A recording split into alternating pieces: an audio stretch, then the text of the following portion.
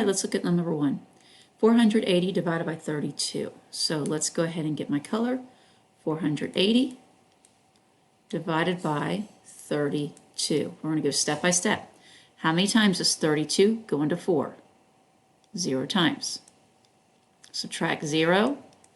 4 minus 0 is 4. Bring down my 8. How many 32s go into 48? Well, 32 times 2 is 64. That's too big, so we're going to stick with 1.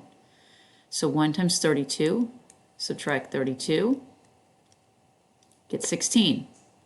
Drop down my 0. Now, shortcut. If you don't know how many times 32 goes into 16, look at don't really get rid of, but cross out the last digits of each of those numbers. How many times does 3 go into 16? Well, 3 goes into 16 5 times. 3 times 5 is 15, right? So we're going to try 32 times 5. So ready? We're going to try, let me get rid of that. We're going to try 32 times 5. 5 times 2 is 10, carry my 1.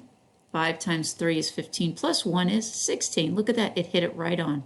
So therefore, 32 times 5 is 160. So subtract 160. So how many, and I get 0. 32 goes into 480 how many times? 15 times.